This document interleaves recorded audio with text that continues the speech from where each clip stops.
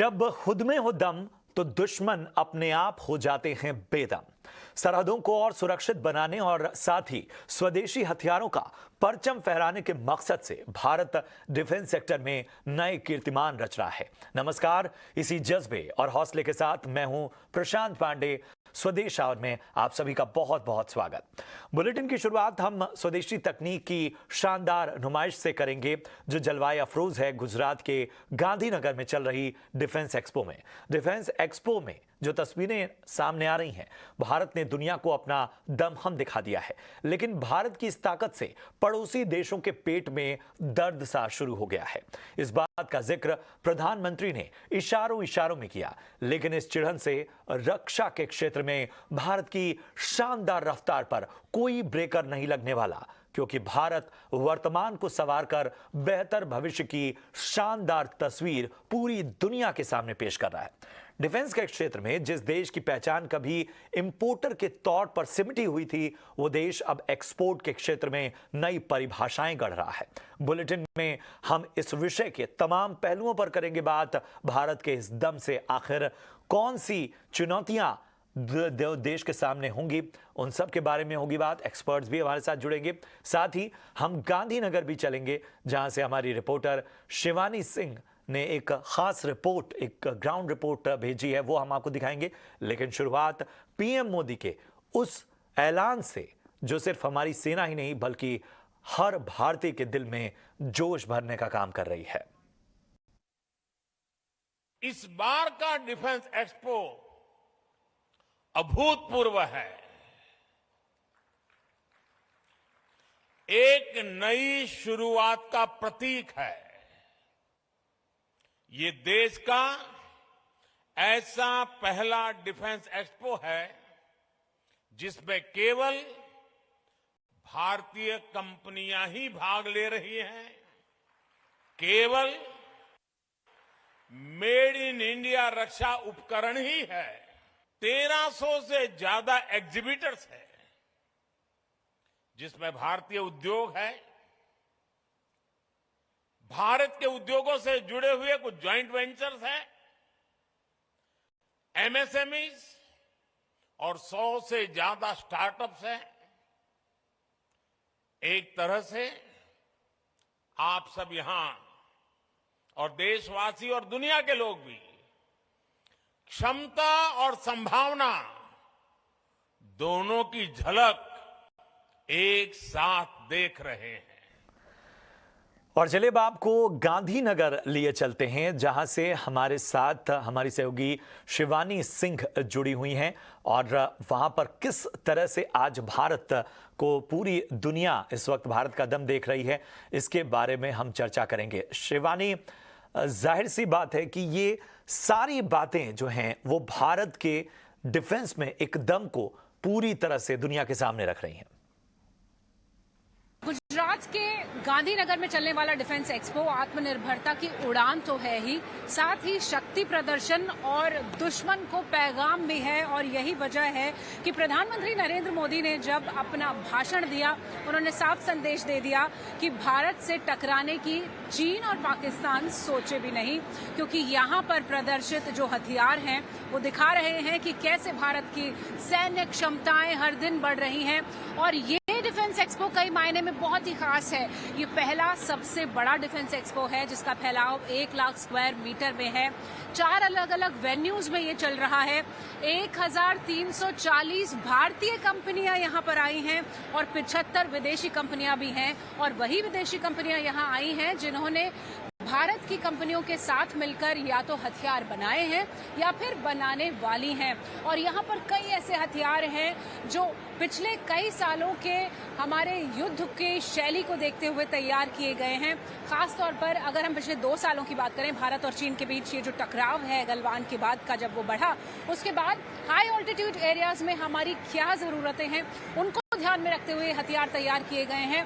तो ये गुजरात का डिफेंस एक्सपो बहुत ही खास इसलिए है क्योंकि आत्मनिर्भरता का आत्मविश्वास भी है, भारत की बढ़ती हुई क्षमताओं का प्रतीक भी है और दुश्मन के लिए एक करारा संदेश भी है। और यही वजह है कि प्रधानमंत्री नरेंद्र मोदी ने अपने भाषण में एक बार फिर साफ संदेश दे दिया है पाकिस्तान और चीन को कि भारत से टकराए भी ना और आंख उठाकर भी ना देखे। तो बिल्कुल हमारी सहयोगी शिवानी शर्मा आपको ग्राउंड रिपोर्ट दिखा रही थी कि किस तरह से ये एक्सपो किन मायनों में खास है और पूरी दुनिया के लिए किस तरह से भारत बड़े संदेश दे रहा है इस एक्सपो के माध्यम से। डिफेंस एक्सपो में भारत के जिन हथियारों की सबसे ज्यादा चर्चा है वो है, उनमें से एक है ब्रह्मोस। और चर्चा हम इस पूरे डिफेंस एक्सपो में खासतौर पे प्रधानमंत्री ने जो बात आज कही है कि बड़ी तकलीफ हो रही है कुछ देशों को, उसके बारे में हम चर्चा करेंगे। लेकिन इससे पहले जान लेते हैं भारत की सबसे ताकतवर मिसाइलों में से एक ब्रह्मोस के डायरेक्टर डॉक्टर जी राजा सिंह ने आखिर क्या कहा। The defense needs a lot of testing actually, where the facilities and all small companies may not afford. So with the PM and this Make in India initiative, main facilities which runs into crores and all, probably that will be open to these industries and that will make a big beginning and will become a part of the supply chain in the entire world. So we'll be not only making for ourselves and it will give to the other countries also. That is a beautiful thing it is. तो आत्मविश्वास आप देख रहे हैं। कल भी हमने आपको कुछ वैज्ञानिकों के बयान सुनवाए थे।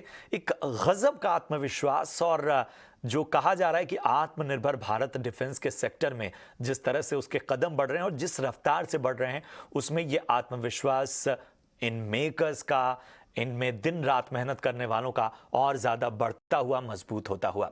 और चलिए अब चर्चा की शुरुआत करते हैं। हमारे साथ जुड़ चुके हैं सुरक्षा और स्ट्रेटेजिक मामलों के विशेषज्ञ रिटायर्ड कर्नल जी.एस. सोढ़ी साहब।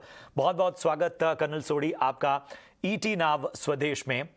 सर, अभी तो डिफेंस का दम दिखाने में भारत ने सिर्फ ट्रेलर दिखाया है और कई देश एक तरह से बेचैन हो उठे हैं। आज प्रधानमंत्री ने उस बात का जिक्र भी किया। आई एम श्योर हमारे जवानों और डिफेंस से जुड़े हर एक शख्स के लिए ये मौका, ये जो निर्णायक मौका है, वो काफी आत्मविश्वास बढ़ाने वाला है। आप कैसे देख रहे हैं भारत के इस पूरे दमखम को? जय हिंद प्रशांत जी, ये मेरा सौभाग्य कि मैं आपके न्यूज चैनल में हूं। आज हर भारतीय नागरिक के लिए बड़े गौरव और गर्व की बात है कि जो डिफेंस एक्सपो अहमदाबाद में चल रहा है वो बहुत ही अहम है। अहम इसलिए है क्योंकि ये पहला ऐसा डिफेंस एक्सपो है भारत में जिसमें सिर्फ भारतीय कंपनियां हिस्सा ले रही हैं। हालांकि 1981 में डिफेंस एक्सपो शुरू हुआ था भारत में और ये 12वीं एडिशन है, लेकिन ये ऐसी पहली एडिशन है जिसने प्रधानमंत्री नरेंद्र मोदी जी का आत्मनिर्भर भारत और मेक इन इंडिया का सपना पूरा साकार कर दिया है। प्रशांत जी, मैं आपको बताना चाहूंगा, 8 साल पहले भारत तकरीबन डिफेंस की हर रिक्वायरमेंट को इंपोर्ट करता था। ऐसा नहीं कि हमारे पास तक कंपनियां नहीं थी बनाने वाली थी, लेकिन हम तकरीबन हर चीज इंपोर्ट करते थे। 2014-15 में हम सिर्फ 2000 करोड़ के हथियार एक्सपोर्ट करते थे। मई 2014 में जब मोदी जी पहली बार प्रधानमंत्री बने तो कुछ महीने बाद सितंबर 2014 में उन्होंने पहली बार मेक इन इंडिया का नारा दिया और ये नारा इतना सफल हुआ कि पिछले फाइनेंशियल ईयर में हमने 11,607 करोड़ के हथियार एक्सपोर्ट किए और 2024-25 तक हम 35,000 करोड़ के हथियार एक्सपोर्ट करेंगे। हम 70 देशों को हथियार एक्सपोर्ट करते हैं और आज हम दुनिया के टॉप 25 देशों में हथियार एक्सपोर्ट करने वाले। जब मैं भारतीय सेना में यंग ऑफिसर था, कमीशन हुआ था सेकंड लेफ्टिनेंट, तो जो भी हम हथियार यूज करते थे यूनिट्स में वो सारे विदेशी होते थे। मैं कई बार सोचता था कि हमारा देश हमारी सेना के लिए हथियार क्यों नहीं बना सकता। आज जब ऐसा डिफेंस एक्सपो देखा जहां पे सिर्फ भारतीय कंपनियां हिस्सा ले रही हैं और 8 साल में जो भारतीय डिफेंस इंडस्ट्री ने तरक्की की है, तो मेरा सीना बहुत गर्व से चौड़ा हुआ और मेरे को बहुत फक्र हुआ कि देखिए 8 साल में हमारा देश कहां से कहां पहुंच गया।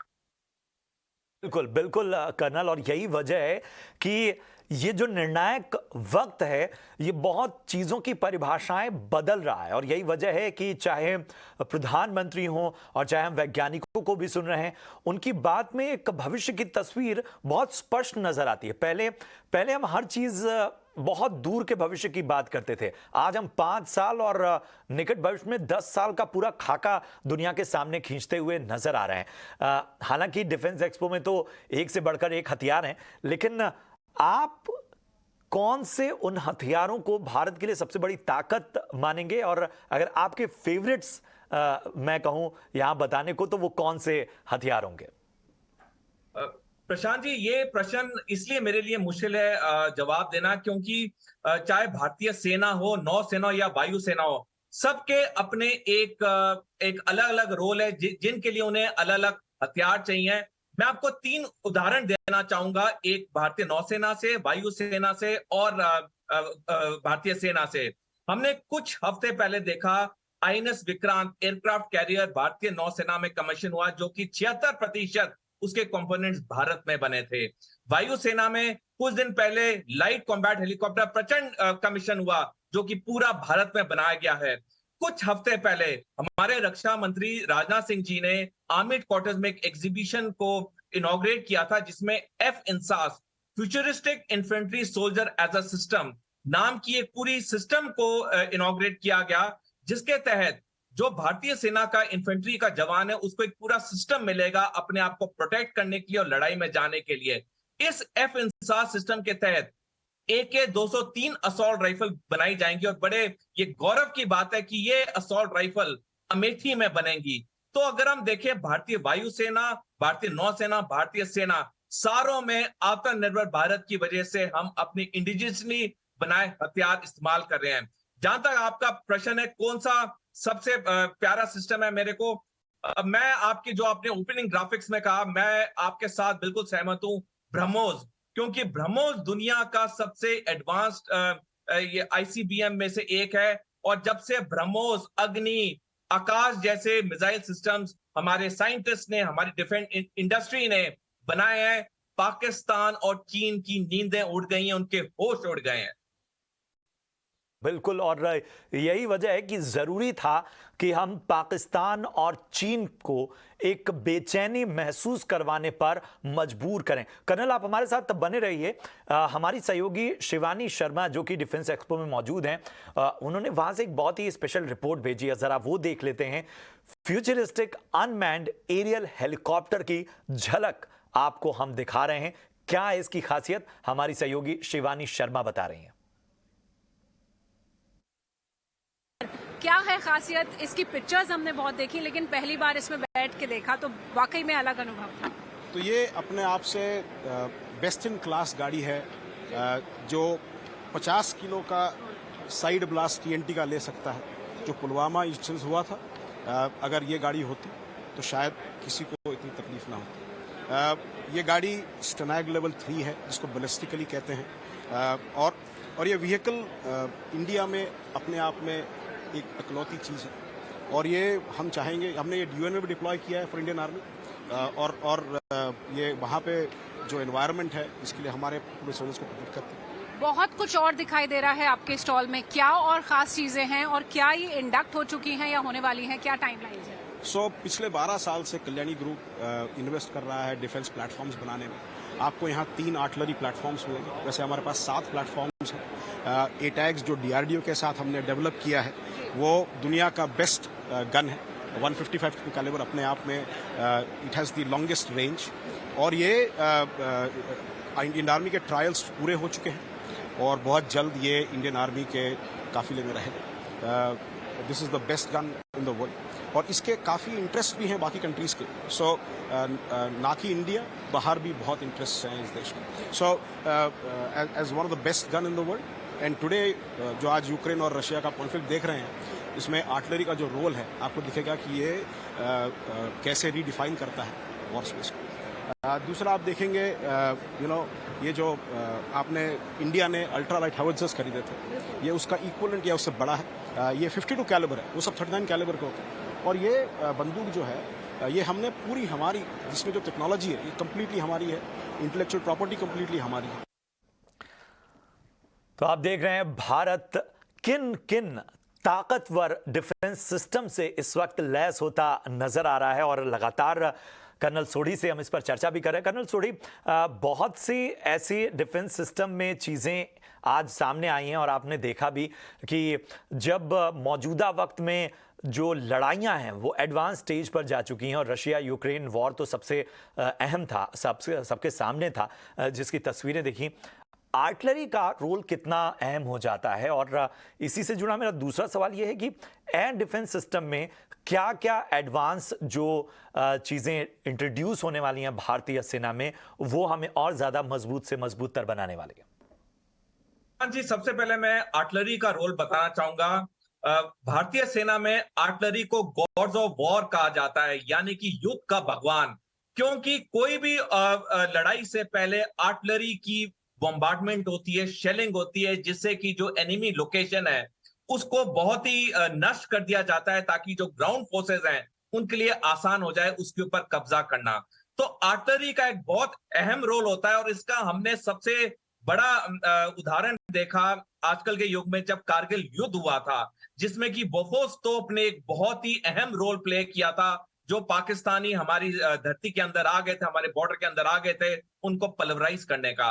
तो आर्टिलरी एक भारतीय सेना का बहुत अहम अंग है। और जो अभी आपने वीडियो दिखाया, जो कल्याणी जी भी सही कह रहे थे कि आर्टिलरी का एक अहम रोल है, चाहे वो रशिया यूक्रेन वॉर हो, चाहे हमने कारगिल युद्ध देखा, चाहे हमने आर्मेनिया अजरबैजान की 2 बारी लड़ाई हुई है।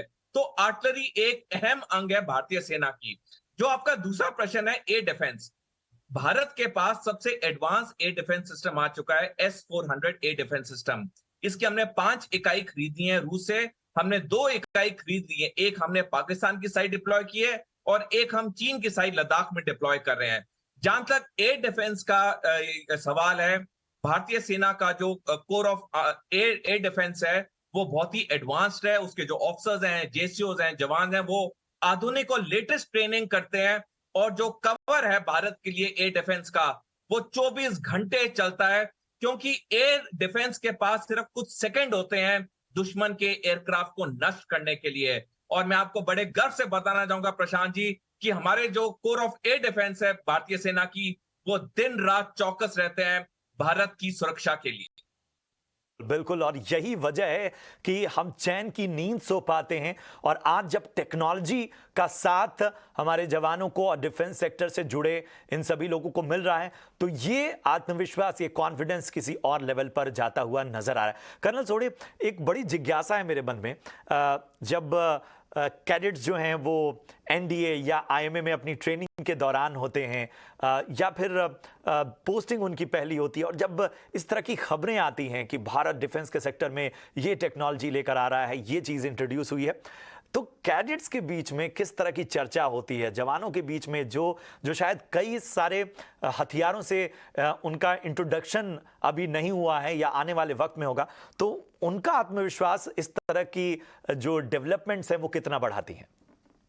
प्रशांत जी, जब ऐसे डिफेंस एक्सपो होते हैं और खास करके जब उसमें भारत में बनाए हुए हथियार डिस्प्ले किए जाते हैं और मीडिया में इसकी बहुत कवरेज होती है, तो हर कैडेट, चाहे एनडीए का हो, आईएमए का हो, ऑफिसर्स ट्रेनिंग एकेडमी का हो, या ऑफिसर हो या जवान हो, सब में बहुत गर्व की एक फीलिंग आती है कि देखिए, हम अपने देश के बनाए हुए हथियार इस्तेमाल करेंगे। और जैसे जैसे ये ट्रायल्स के बाद भारतीय सेना में, वायुसेना में, नौसेना में इंडक्ट होते हैं, एक बहुत बड़ा जोश और उत्साह होता है उनको हैंडल करने का। और जैसे जैसे ट्रेनिंग होती है यूनिट्स में, ट्रेनिंग एस्टैब्लिशमेंट इन हथियार के ऊपर, हर कैडेट का, हर ऑफिसर का, हर जवान का, हर जेसीओ का आत्मविश्वास बहुत बढ़ता है, क्योंकि हम अपने देश के बनाए हुए हथियार इस्तेमाल कर रहे हैं। हमें पता है जरूरत पड़ने पे अगर युद्ध हमारे पे कभी छिड़ा, तो हमारे हथियार सप्लाई कभी नहीं रुकेंगे, क्योंकि हमारे अपनी देश की कंपनियां बना के हमें दे रही हैं। वो वक्त चला गया जब हमें सोचना पड़ता था, डर लगता था कि यदि किसी विदेशी देश जिसे हम इंपोर्ट करें हथियार, अगर उसने सप्लाई बंद कर दी तो हम कैसे लड़ेंगे दुश्मन के साथ। आज वो दिन गुजर चुके हैं।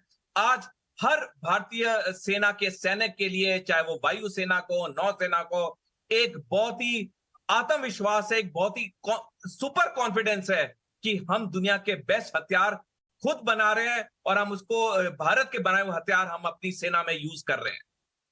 भारत वाकई एक निर्णायक मोड़ पर है और हमारे जवान बेस्ट सोल्जर्स जो हैं और उनके हाथों में उनके पूरे जो टुकड़ी है उसमें जब ये हथियार जुड़ते हैं तो ये आत्मविश्वास, जैसा कर्नल सोढ़ी बता रहे हैं कि ये सुपर कॉन्फिडेंस जो है वो वाकई किसी युद्ध के लिए, और युद्ध ना भी हो तो उसके पहले का जो एक एज होता है उसे हासिल करने के लिए बहुत ज़रूरी होता है। कर्नल सोढ़ी, थोड़ा क्रिटिकल तरफ भी हम जाएंगे। हम देख रहे हैं कि दुनिया भर में एक तरह की बेचैनी महसूस की जा रही है। रशिया यूक्रेन वॉर हो, चाहे हम चीन और ताइवान की टेंशन देख रहे हैं, इजराइल ईरान का तनाव एक तरफ है। ऐसे वक्त में हमेशा इस बात की आशंका बनी रहती है या डर बना रहता है कि कब कौन सा देश हमारे देश को डिस्टर्ब ना कर दे। ऐसे वक्त में भारत के सामने चुनौतियां क्या हैं, और अगर हम भविष्य के तौर पर देख रहे हैं तो किन चीजों में वाकई अभी सुधार की आवश्यकता आप देखते हैं? प्रशांत जी, भारत ऐसे जियोपॉलिटिकल लोकेशन में लोकेटेड है जिसके दो दुश्मन हमारे पश्चिमी और पूर्वी बॉर्डर पे हैं, पाकिस्तान और चीन। भारत नींद में भी पाकिस्तान और चीन पे भरोसा नहीं कर सकता है, क्योंकि इतिहास में हमने देखा है कि कई बारी पाकिस्तान और चीन ने भारत की पीठ में छुरा घोंपा है। इसलिए भारत ये जानता है और इसलिए भारत की जो तैयारी है एक टू फ्रंट वॉर के लिए, कि यदि हमें एक वक्त में पाकिस्तान और चीन के साथ लड़ना पड़े तो भारत टू फ्रंट वॉर के लिए पूरा काबिल है, पूरा सक्षम है। और इसी प्लानिंग से हमारी जो सारी मिलिट्री डॉक्ट्रिन्स हैं, हमारी जो सारी ट्रेनिंग है, जो हमारी डिप्लॉयमेंट्स है, इस चीज को मद्देनजर रखते हुए है। जहां तक आपका सवाल है कि हमारे में क्या अभी क्रिटिकल चीज बाकी है, मैं कहूंगा कि आज से 10 साल पहले हमारे में बहुत क्रिटिकलिटी थी, लेकिन आस्ता आस्ता पिछले 8-9 साल में हमारी क्रिटिकलिटी पूरी होती गई है। जैसे हमने देखा कुछ हफ्ते पहले एयरक्राफ्ट कैरियर इंडक्ट हुआ था, लाइट कॉम्बैट हेलीकॉप्टर इंडक्ट हुआ। ऐसी कई चीजें हमारे देश में आ रही हैं। और मैं आपको एक चीज और बताना चाहूंगा, हालांकि चीन के पास एक बड़ी सेना है, भारत के कंपैरिजन में चीन के पास एडवांस वेपन्स हैं, लेकिन चीन के पास वो नहीं है जो भारत के पास है, और वो है भारत के सैनिक। और मैं इसलिए नहीं कहता कि मैं फौजी हूं, मैं इसलिए कहता हूं कि भारत की जो सिलेक्शन प्रोसीजर है, जो उसमें जवान आते हैं, जेसीओ ऑफिसर्स, ये सबसे ऊंचे कैटेगरी के होते हैं, तभी भारत कोई भी जंग हारा नहीं है। और चीन में अगर आप देखिए, रूस को देखिए, चीन को देखिए, इनके पास एडवांस हथियार तो हैं, लेकिन इनके सैनिक की क्वालिटी बहुत कम है, क्योंकि इन्होंने जल्दबाजी में कई रक्षा सुधार किए। चीन ने 1984 से किए, रूस ने 2008 से किए, जिसका खामियाजा रूस और चीन को अब भुगतना पड़ रहा है। चाहे हम यूक्रेन युद्ध में देखें, जहां पे रूसी सेना बैकफुट पे है, चाहे हम 2020 में गलवान वैली का इंसिडेंट देखें, जहां पे बहादुर भारतीय सेना के जवानों ने चीन के सैनिकों को एक करारा जवाब दिया था। 100 से ऊपर चीन के सैनिक मारे थे। बिल्कुल बिल्कुल, और जाहिर सी बात है कि वक्त के साथ जो भी चुनौतियां हैं वो शायद बढ़ भी जाएं, लेकिन भारत की तैयारी फिलहाल यही नजर आती है कि वो तमाम चुनौतियों और हर हालात से निपटने के लिए कई कदम आगे निकल चुका है, और खुद के दम पर तमाम जो लड़ाइयां हैं वो चाहे मनोवैज्ञानिक स्तर पर लड़ रहा हो, चाहे वो एक तरह का एज जिसकी हम बात कर रहे हैं, जो एक आत्मविश्वास हमारे जवानों में, हमारे सोल्जर्स में भरने का काम हो, वो सब इस वक्त हमारा देश कर रहा है। आखिरी सवाल कर्नल जाते जाते मैं पूछना चाहूँगा, और ख़ास तौर पे स्टील्थ बॉम्बर की बात की जा रही है, जो 5th जनरेशन जो स्टील्थ बॉम्बर प्लेन्स हैं उनकी बात की जा रही है, उसके बारे में क्या मालूमात है, किस तरह से वो हमारी ताकत को बढ़ाने वाला है? दुनिया में सिर्फ 3 देश हैं, अमेरिका, रूस और चीन, जिनके पास स्टेल्थ बॉम्बर हैं। भारत चौथा देश होगा ये स्टेल्थ बॉम्बर प्राप्त करने में। हमारी रूस के साथ जो बातचीत है वो एडवांस स्टेज पे पहुंच चुकी है, और किसी भी वक्त वो डील साइन हो सकती है, जिसके तहत हम 6 रूसी टुपलोव Tu-160 स्ट्रेटेजिक बॉम्बर लेंगे। जब ये स्ट्रेटेजिक बॉम्बर भारतीय वायुसेना में आ जाएंगे तो भारत की जो वायु सैनिक की जो क्षमता है वो उसमें बहुत इजाफा होगा। और जैसे मैंने आपको शुरू में बताया, भारत दुनिया में सिर्फ चौथा देश होगा जिसके पास एक स्ट्रेटेजिक बॉम्बर होगा। स्ट्रेटेजिक बॉम्बर की अहमियत इसलिए होती है कि स्ट्रेटेजिक बॉम्बर एक लॉन्ग रेंज के ऊपर अटैक कर सकता है दुश्मन के टारगेट पे, और क्योंकि इसके अंदर काफी असला होता है तो ये दुश्मन के बड़े बड़े टारगेट भी टारगेट कर सकता है, बर्बाद कर सकता है।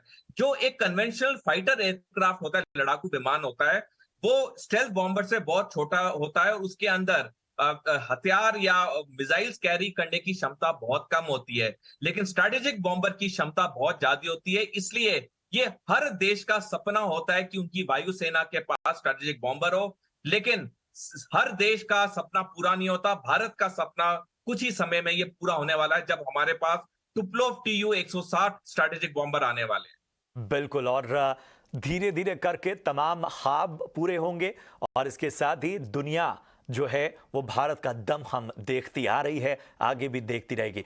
बहुत खुशी हुई कर्नल सोढी आपसे ये चर्चा करके। हमेशा सम्मान महसूस होता है, हमेशा एक तरह से गर्व महसूस होता है जब हम किसी ब्रेव सोल्जर के साथ इस तरह की चर्चा करते हैं, और आपका ज्ञान और हर तरह से जो इस पूरे डिफेंस एक्सपो में और भारत की जो डिफेंस के क्षेत्र में ताकत बढ़ती जा रही है उसके बारे में जो मालूमात और जो भी ज्ञान आपने हमारे दर्शकों के साथ साझा किया, वो वाकई इस शो के जरिए हम कहीं ना कहीं और आगे जाकर भारत के आम जो लोग हैं उनको भारत की ताकत बताने के लिए ये बहुत अहम साबित होगा। बहुत बहुत शुक्रिया करेंगे हमसे जुड़ने के लिए कर्नल सोढी, बहुत शुक्रिया आपका इस चर्चा के लिए। बढ़ते हैं आगे, और डिफेंस एक्सपो की बात हो रही है तो गुजरात जो है वो गांधीनगर में, जैसा हमने बताया, शौर्य और शक्ति और धैर्य का प्रदर्शन यहाँ जिस तरह से डिफेंस एक्सपो में हो रहा है उस पर इस वक्त पूरी दुनिया आंखें गड़ाए बैठी है। भारत को सीमाओं पर पड़ोसी मुल्क चीन और पाकिस्तान हर रोज चालबाजियां करते हैं, लिहाजा अपने दुश्मनों को माकूल जवाब देने के लिए हिंदुस्तान भी लगातार अपनी ताकत को धार देने में जुटा है। देखिए न्यू इंडिया के भविष्य की रक्षा करने वाले भविष्य के हथियार।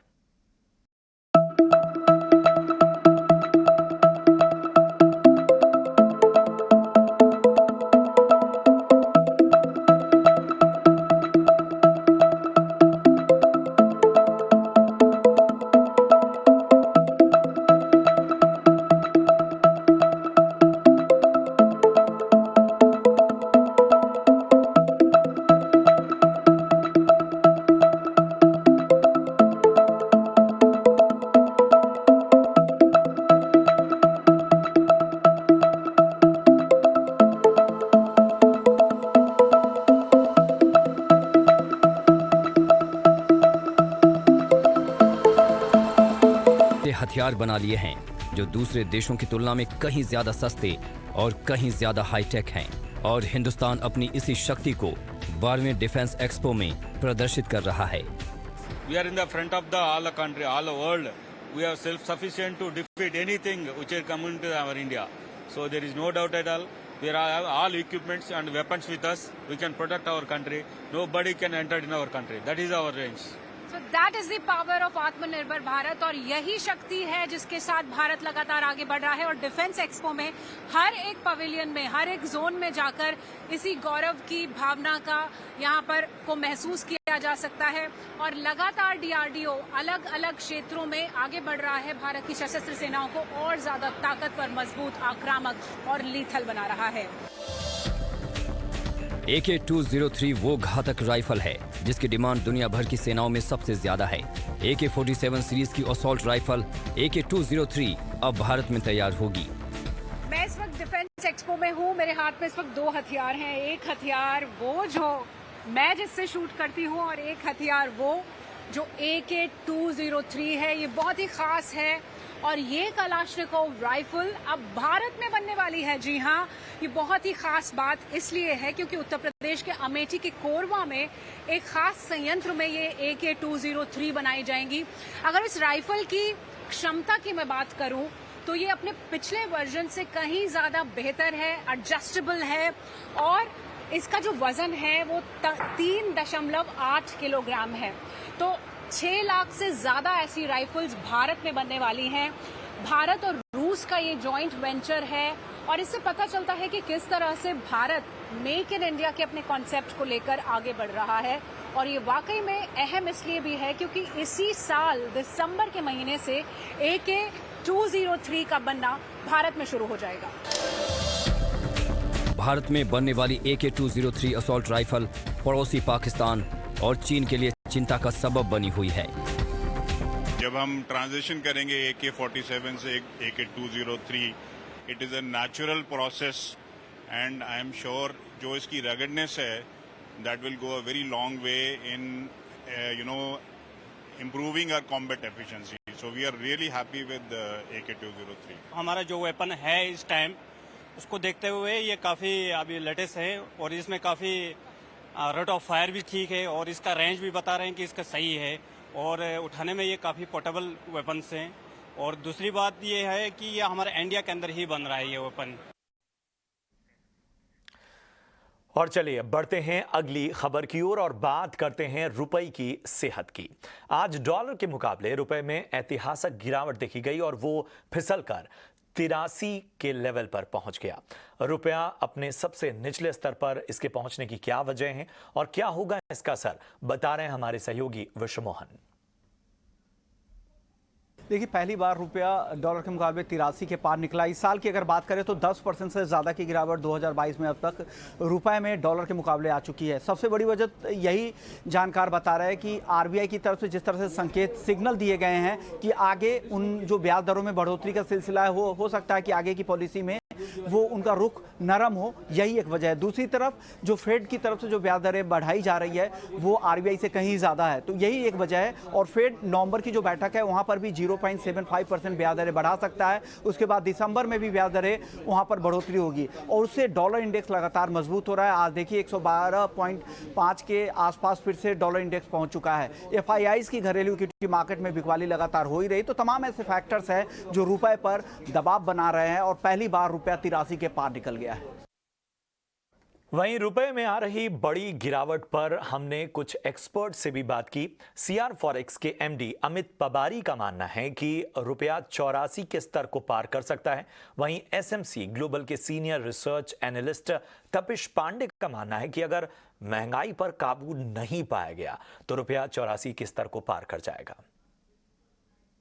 चाइना का करेंसी वीक हो रहा है, जापान का करेंसी वीक हो रहा है, डॉलर स्ट्रांग हो रहा है, और अपना इंटरनल ट्रेड डेफिसिट जो है वो भी बढ़ रहा है। इसके कारण रुपये में प्रेशर रहेगा। आने वाले दिनों पे हमको लगता है कि ये 84.5 तक जाएगा। इस टाइम पे इंपोर्टर जो है उनको कोई भी डिप्स आता है तो उनको बाय करना चाहिए अपने इंपोर्ट्स को, और एक्सपोर्टर एट स्लोअर पेस वो सेल कर सकते हैं क्योंकि व्यू जो है ऊपर का है। इमीडिएटली डॉलर में बहुत ज्यादा नरमी नहीं देख रहे हैं। तो डॉलर में आने वाले दिसंबर मतलब यहाँ पे 2022 के एंड तक हम डॉलर में स्ट्रेंथ ही एक्सपेक्ट कर रहे हैं। हालांकि बैंक ऑफ जापान के साइड से कुछ इंडिकेशन आ रहे हैं कि वो इंटरवेंशन करेंगे, जिसके कारण हो सकता है हमें थोड़ा बहुत यहाँ पे कूल ऑफ देखने को मिले। नियर टर्म बहुत ज्यादा नहीं, नॉमिनल कूल ऑफ देखने को मिले, बट हमारी जो इंपोर्टर एक्सपोर्टर या फिर जो ट्रेडर्स को सलाह रहेगी वहां पे डॉलर रुपये में बाइंग करने के लिए रहेगी। इमीडिएटली में हम 83.40 का लेवल एक्सपेक्ट कर रहे हैं और थोड़ा सा अगर टाइम फ्रेम मतलब 1-2 महीने का देखें तो हम 84 का भी लेवल देख सकते हैं। और अगर दिसंबर तक इन्फ्लेशन की सिचुएशन ठीक ना हुई, रिसेशन का डर बना रहा, तो 84 के ऊपर का भी लेवल देखने की संभावना बनी रहेगी। तो 84 का लेवल छूने की भी संभावना लगातार बनी हुई है रुपए की।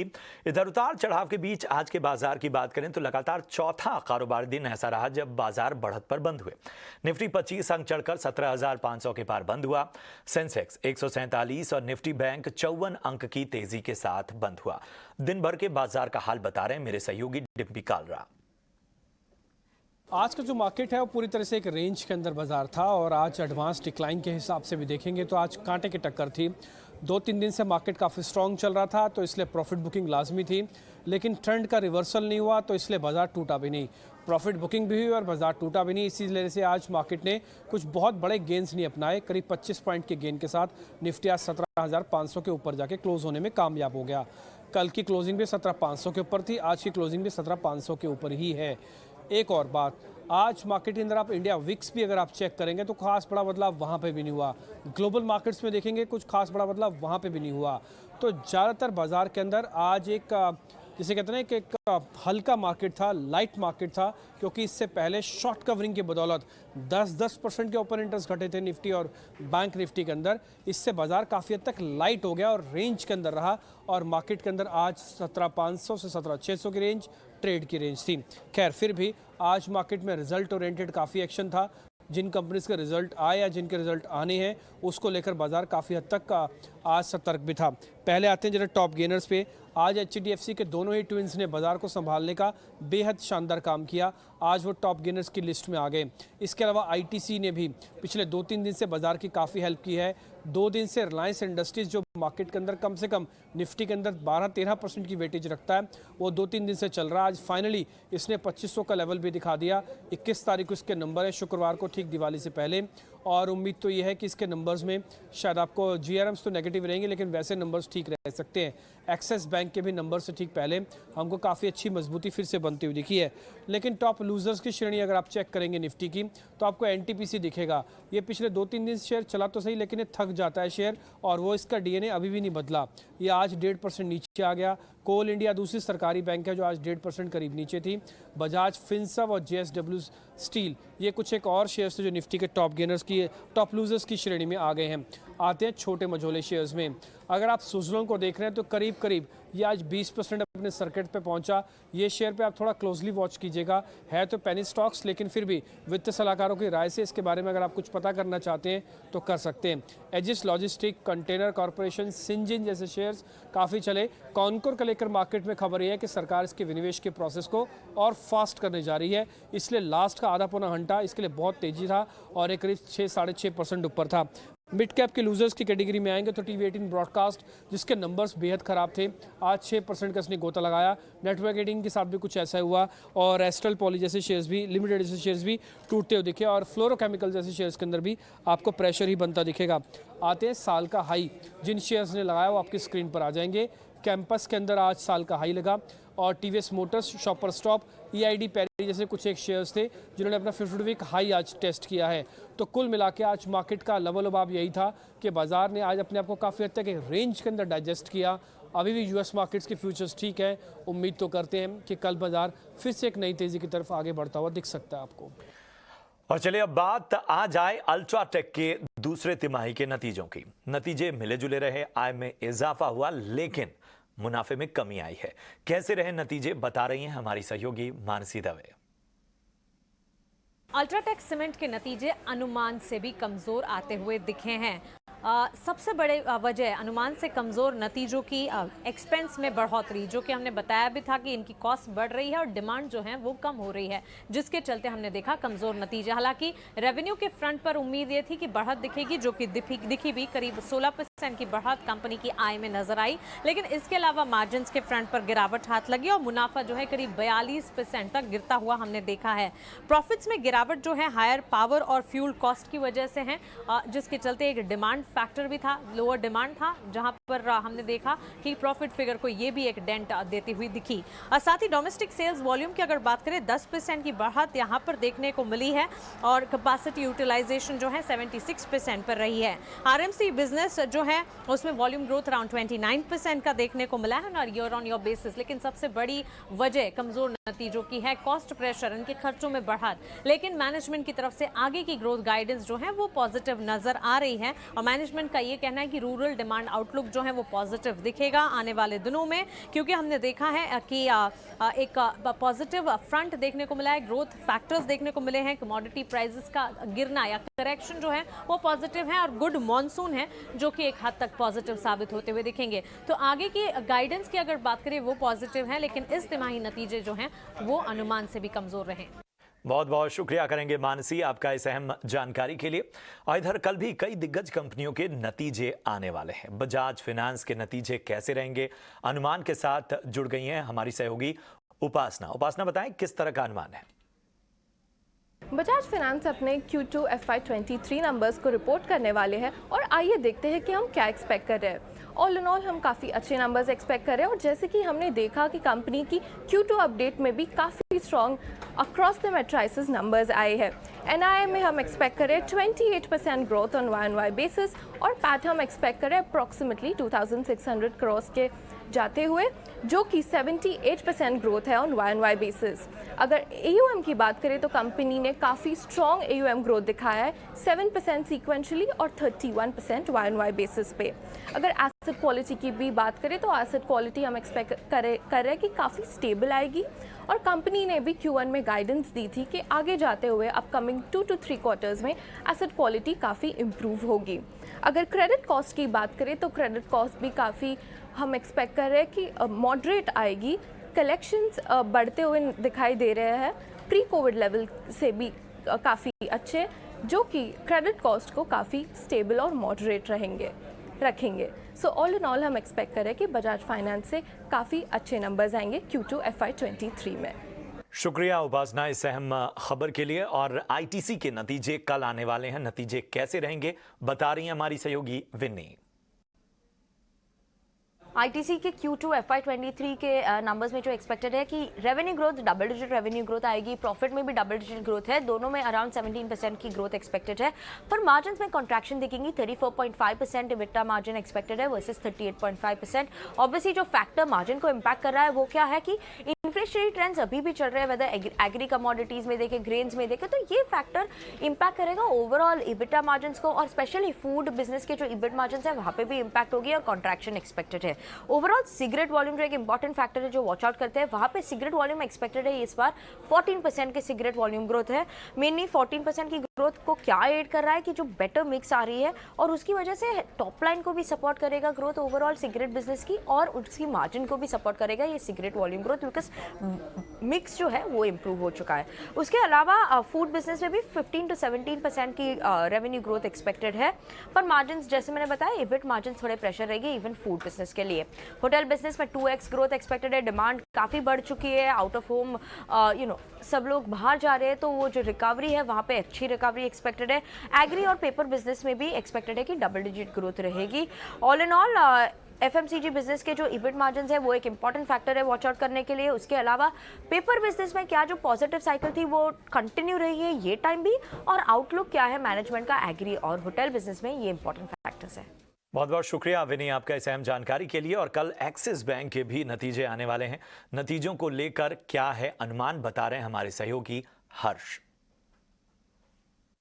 जी हाँ, एक्सिस बैंक का जो नेट इंटरेस्ट इनकम नंबर है वो अराउंड 9,800 करोड़ के आसपास आएगा। एक अच्छा 4.5% जंप सिक्वेंशली जब देखें तब 24% हायर जब हम ईयर ऑन ईयर बेसिस पे देखें तब ऑपरेटिंग प्रॉफिट में एक सर्ज, एक अपटिक आएगा।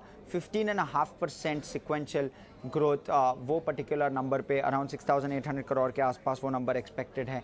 प्रोविजंस का नंबर अराउंड 1,100 करोड़ के आसपास। ऑफ कोर्स Q1 के साथ कंपेयर नहीं कर सकते जो कि 360 करोड़ पे था। और जब हम प्रॉफिट आफ्टर टैक्स को देखें इसीलिए sequentially profit after tax around 6.5+% से ग्रो होगा, 4,400 करोड़ के आसपास वो नंबर, और 40.5% ईयर ऑन ईयर ग्रो होगा। जब हम लार्जली निम्स को देखें स्टेबल 3.65 to 3.7% के आसपास, जो कि लास्ट टाइम अराउंड 3.6% पे था, तो स्लाइट अपटिक दिखेगा वो निम्स नंबर पे। जब हम बैलेंस शीट साइड पे जाए तो एक अच्छा ग्रोथ दोनों sides of the balance sheet पे 4.1% ग्रोथ जब हम देखें sequentially. Advances growth 17.5% year on year basis पे, और जो डिपॉजिट का ग्रोथ है वो भी अराउंड 3.3% सिक्वेंशियल ग्रोथ होगा, 12.5% ईयर ऑन ईयर बेसिस पे। ऑफ कोर्स दोनों इन कंपैरिजन टू अपने पियर्स स्लाइटली स्लोअर ग्रोथ दिख रहा है दोनों साइड्स, एटलीस्ट वही अपेक्षा एंटिसिपेशन वही है कि स्लाइटली स्लोअर ग्रोथ होगा एक्सेस का in comparison to peers. CASA growth भी अराउंड 3.3% पे आएगा और रेशियो काफ़ी फ्लैट आएगा। जब हम लार्जली देखें कि मैनेजमेंट कमेंट्री से क्या एक्सपेक्टेड है, निम का जो फॉरवर्ड गाइडेंस है उस पर अभी भी इन्वेस्टर्स की नज़र रहेगी, और वो निम नंबर कैसे एक्सपैंड होगा उस पर भी एक नज़र रहेगी। और दूसरा है कि जो सिटी का क्रेडिट कार्ड बिजनेस है जो एक्सेस ने अक्वायर किया है उसका इंटीग्रेशन और उसका कितने कस्टमर्स ऑनबोर्ड हुए हैं एक्सेस के प्लेटफॉर्म पे, वो भी उस पर भी इन्वेस्टर्स की नज़र रहेगी। शुक्रिया हर्ष इस अहम जानकारी के लिए। और कुछ और अहम खबरों की ओर बढ़ते हैं। जल्दी ही FD, PPF, post office deposit, share और म्यूचुअल फंड जैसे आपके सभी निवेश के लिए एक डीमैट खाता होगा। इसको लेकर तैयारियां अंतिम चरण में पहुंच चुकी हैं। ज्यादा डिटेल्स के साथ अंकुर मिश्रा हमारे सहयोगी जुड़ चुके हैं। अंकुर, बड़ी सहूलियत होगी ये? जी हाँ, वन डीमैट अकाउंट बहुत ही जल्द एक रियलिटी में बदल सकता है। हमें जो जानकारी मिली है उसके मुताबिक CDSL, NSDL इसके इंफ्रास्ट्रक्चर पर काम कर रहे हैं और जो एडवांस लेवल डिस्कशंस हैं वो भी डिपॉजिटरीज के एक्सचेंजेस और डिफरेंट रेगुलेटर्स के साथ हुए हैं। वन डीमैट अकाउंट में आप सारे शेयर्स, आप सारे जो अपने इन्वेस्टमेंट्स हैं जैसे कि फिक्स डिपॉजिट्स, PPF, इंश्योरेंस, यहाँ तक कि पोस्ट ऑफिस सेविंग्स, ये सारे आपको एक जगह मिल सकेंगे। और ये सिर्फ यहाँ पे समाप्त नहीं होता है, हमें सूत्र ये भी बता रहे हैं कि आप यहाँ पे ट्रांजैक्शंस भी कर पाएंगे। तो इंडस्ट्री का मानना है ये गेम चेंजर हो सकता है, क्योंकि इससे न सिर्फ ट्रांसपेरेंसी आएगी बल्कि आपकी ट्रांजैक्शन कॉस्ट भी कम हो सकती है। कस्टमर्स के लिए भी एक बड़ा फायदा हो सकता है, क्योंकि आपको अलग अलग जगह अलग अलग KYC नहीं करनी पड़ेगी, सिर्फ एक KYC से काम चल जाएगा। ये जो फिजिकल फाइल्स हैं वो सारी रीड करी जा रही हैं।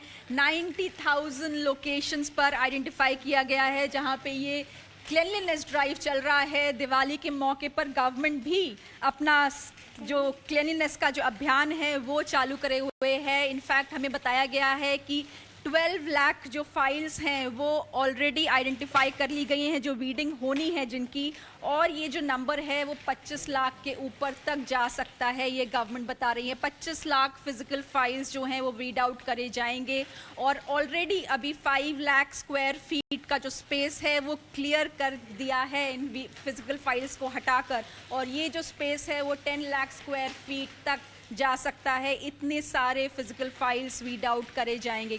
इससे गवर्नमेंट को रेवेन्यू भी मिल रहा है। जो 224 करोड़ जो रेवेन्यू है वो गवर्नमेंट को मिला है ये स्क्रैप सेल करके, फर्नीचर सेल करके, जो वेस्ट है वो सेल करके। और अगर हम फाइल्स की बात करें तो वो भी कम से कम 3.5 लाख जो रिव्यू पर हैं, और 40,000 जो फाइल्स हैं वो ऑलरेडी जो फाइल्स हैं वो बंद भी कर दी गई हैं। तो एक ये बड़ा ड्राइव दिवाली के मौके पर जो 31 अक्टूबर तक चलेगा गवर्नमेंट द्वारा सारे मिनिस्ट्रीज़ में चल रहा है। और मेरे पीछे आप देख सकते हैं कितने बड़े तादाद में फ़िज़िकल फाइल्स की रीडिंग चल रही है। जो 25 लाख कम से कम फिजिकल फाइल्स रीड आउट करेगी गवर्नमेंट इस स्पेशल ड्राइव 2.0 पर। सो दिवाली के मौके पर बिल्कुल घर की सफाई के साथ साथ मिनिस्ट्रीज भी अपने सफाई अभियान में लगी हुई हैं। तो सफाई हो रही है मिनिस्ट्रीज में जो कचरा है उसकी, और दिवाली में सरकारी दफ्तरों में साफ सफाई की जोरदार तैयारी की गई। इसके बाद हम बताते हैं आपको दिवाली में दिल्ली की हवा को साफ रखने के लिए किए जा रहे उपायों के बारे में। पोल्यूशन की मार से बचाने के लिए दिल्ली सरकार ने आज एक बड़ा फैसला लिया। राजधानी में अब पटाखे फोड़ते हुए पाए जाने पर 6 महीने की सजा का ऐलान किया गया है। साथ ही 200 रुपए के जुर्माने का भी प्रावधान है। दिल्ली के पर्यावरण मंत्री गोपाल राय ने बाकायदा प्रेस कॉन्फ्रेंस करके इसकी जानकारी दी। इसके साथ ही पटाखों की स्टोरेज या बिक्री में शामिल होने पर पाए जाने वालों पर 5,000 रुपए का जुर्माना लगेगा। साथ ही 3 साल की जेल होगी। दिवाली के दिन अलग अलग जगहों पर पटाखे जो जलाए जाएंगे, चोरी छिपे, उन पर भी कार्रवाई करेंगे। दिल्ली के अंदर जो लोग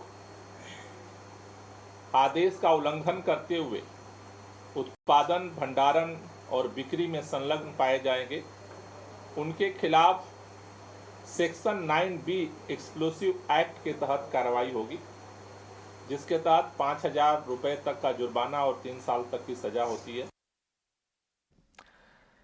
और दिवाली में पोल्यूशन ना हो इसके लिए न सिर्फ सरकारें कोशिश कर रही हैं बल्कि लोग भी काफी जागरूकता दिखा रहे हैं। गुजरात में वडोदरा के एक स्कूली बच्चों ने कैंपस में अपने पेरेंट्स के साथ इको फ्रेंडली दिवाली मनाकर ऐसा ही एक अच्छा मैसेज देने की कोशिश की। दिवाली ऐसा त्यौहार है कि जो हम फैमिली के साथ मनाते हैं, और आज देख सकते हैं हमने उनको मिट्टी के दिए पेंट करने दिए हैं, और साथ में ये लोग पोस्ट कार्ड भी अपने आप को लिख रहे हैं, तो घर पे पहुंचेंगे बहुत आनंद उल्लास होगा। व्हाट्सएप के ज़माने में ग्रीटिंग कार्ड भी बना रहे हैं। मुझे बहुत मज़ा आ रहा है क्योंकि दिया पेंटिंग मेरा सबसे प्रिय कार्य है जो मैं करता हूँ। इधर लंबे इंतजार के बाद आखिरकार कांग्रेस को अपना नया अध्यक्ष मिल गया। 24 साल बाद पहली बार ऐसा हुआ कि किसी गैर गांधी परिवार के हाथ कांग्रेस की कमान गई। मल्लिकार्जुन खड़गे ने शशि थरूर को भारी मतों से हराकर अध्यक्ष पद पर अपना कब्जा जमाया। वो 26 अक्टूबर को कांग्रेस चीफ का पद संभालेंगे। खड़गे को नई जिम्मेदारी मिलने के बाद कार्यकर्ताओं ने जश्न भी मनाया, वहीं बधाई देने वालों का तांता लगा। पीएम मोदी ने भी खड़गे को बधाई दी। सोनिया गांधी और प्रियंका गांधी खड़गे से मिलकर उन्हें बधाई और शुभकामनाएं दी। खड़गे ने पार्टी को मजबूत करने की बात कही, साथ ही अपनी प्रेस कॉन्फ्रेंस में बीजेपी पर भी जमकर बरसे। आजादी के 75 साल के इतिहास में भारतीय राष्ट्रीय कांग्रेस ने लगातार इस देश की डेमोक्रेसी को मजबूत किया और संविधान की रक्षा की। आज जब डेमोक्रेसी खतरे में है, संविधान पर हमला बोला जा रहा है और हर इंस्टीट्यूशन को तोड़ा जा रहा है, तो कांग्रेस पार्टी ने राष्ट्रीय स्तर पर ऑर्गेनाइजेशनल इलेक्शंस करवाकर देश की डेमोक्रेसी को मजबूत करने का एग्जाम्पल पेश किया है। और वहीं शशि थरूर ने भी मल्लिकार्जुन खड़गे को चुनाव जीतने की बधाई दी। उन्होंने कहा कि कांग्रेस में एक नई शुरुआत हुई है और पार्टी को आगे ले जाने में हम सब सहयोग करेंगे। मैं खुश हूं कि इस चुनाव के बाद कांग्रेस पार्टी को एक नया अध्यक्ष के लीडरशिप और के नेतृत्व और गाइडेंस से आगे बढ़ने का मौका मिलेगा। तो मल्लिकार्जुन खड़गे को नई जिम्मेदारी मिल चुकी है, लेकिन उनकी टीम में राहुल गांधी की क्या भूमिका होगी, इस सवाल का जवाब खुद राहुल ने दिया। उन्होंने कहा कि उन्हें कौन सा पद मिलेगा वो कांग्रेस अध्यक्ष ही तय करेंगे। कांग्रेस अध्यक्ष का फैसला आखिरी फैसला होगा। My role, of course, I cannot comment on Congress President's role. That is for Mr. Kharge to comment on. I am very clear as far as my role is concerned. The President will decide what my role is and how I am to be deployed. No supplementary, please. That you have to ask Kharge ji and Sonia Gandhi ji. But as far as Bhaiya, can you just move a bit to the side so I can see the lady? Sir, only one question. As far as I know, Sir, please, one question. Madam, you've been ma'am, don't interrupt. every time, please. As far as the Congress party is concerned, the final authority in the Congress party is the Congress president, and we will have a new Congress president, and that gentleman will decide exactly how the Congress party moves forward. और इसी के साथ इस bulletin में इतना ही। दीजिए इजाजत। आप देखते रहिए ईटी नाउ स्वदेश। नमस्कार।